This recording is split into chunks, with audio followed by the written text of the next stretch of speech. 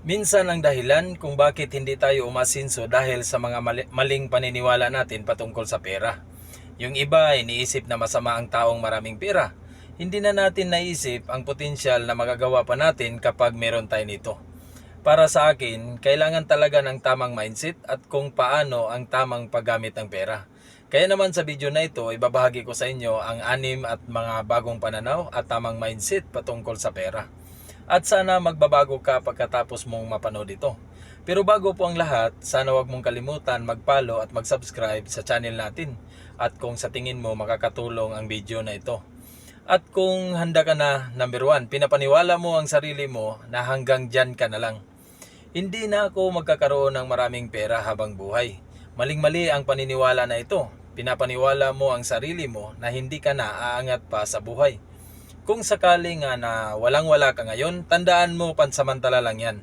Maraming pansamantala sa mundong ito, kasama na dyan ang pagiging mahirap. Pero kung gusto mong kumawala sa kadina ng kahirapan, ay baguhin mo ang mindset mo dito. Kailangan mong malaman na lahat tayo ay may pag-asa sa buhay. At alam ko may kakayanan ka na makawala sa hirap. Hindi talaga asinso ang isang taong may poor mindset dahil pakiramdam mo lahat na lang ng bagay mahihirap o imposible para sa'yo.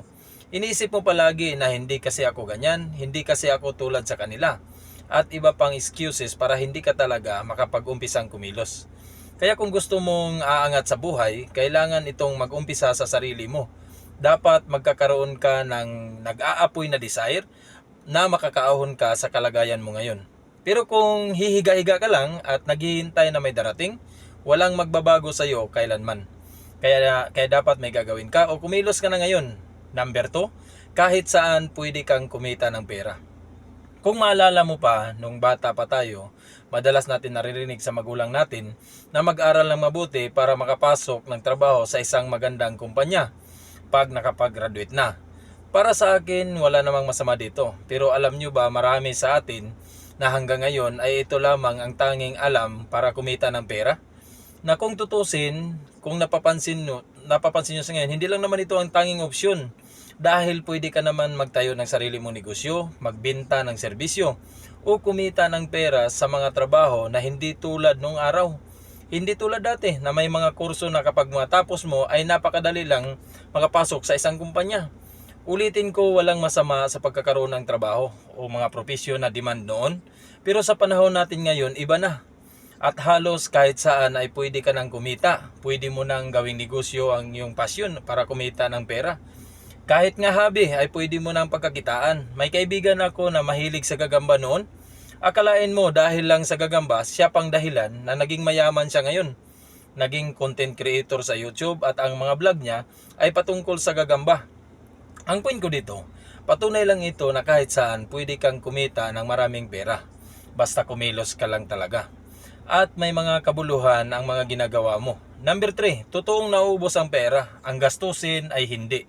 Pero kapag marunong ka sa pera, may posibilidad na maihanda ka nito hanggang sa pagtanda mo. Para sa mga anak mo o para sa mga sunod pang henerasyon. Kaya dito na pumapasok ang kahalagahan ng pag-i-invest. Yung pera na meron ka ngayon ay dapat kumita pa yan ng pera. Imbis na magagastos mo lang ito sa mga walang kwentang bagay o sa pagsisib lang ng pera na sa tagal ng panahon ay bumababa naman ang value nito dahil sa inflation. Ito yung mga time na kailangan mong mag-invest para sa iyong sarili at sa mga bagay na kikita pa ng pera, at sigurado ako may malaking pagbabago ito sa buhay mo at sa iyong hinaharap. Kailangan mong mag-invest ng mga assets na magpapasok sa iyo ng pera hanggat nabubuhay ka pa. Tulad ng pag-i-invest ng negosyo, stock market, pagpaparenta at iba pang kayang magbigay ng dagdag income sa iyo. Number 4, bakit ka nagtitiis sa maliit na sweldo? Karamihan sa atin nagtitiis lamang sa maliit na sweldo sa kanilang trabaho na ang katotohanan napakaraming opportunities kung magiging open-minded ka lang sa iba pang mga bagay o sa trabaho. Dahil may mga taong sobrang nanghihinayang dahil sa loob ng 10 taon ay nagtitiis lamang sila sa kanilang trabaho na mababa lang ang sweldo. Oo, wala namang masama dito. Pero kung may skills ka o nakapagtapos ka ng kolehiyo, pwede kang kumita ng doble o higit pa sa kinikita mo sa kasalukuyan mong trabaho ngayon.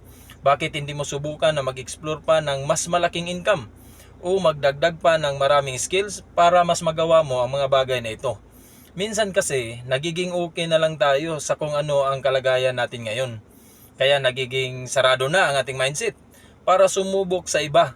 Huwag kang matakot sumubok. Malay mo mas maganda pa pala ang offer sa'yo o sa skills mo sa ibang kumpanya.